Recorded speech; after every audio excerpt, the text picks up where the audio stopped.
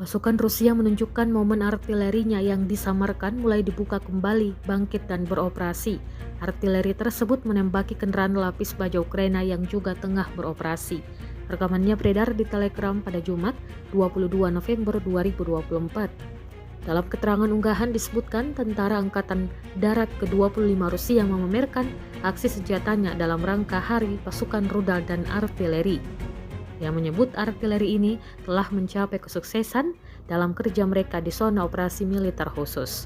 Tampak kendaraan lapis baja yang ditembaki tepat sasaran hancur dan membara.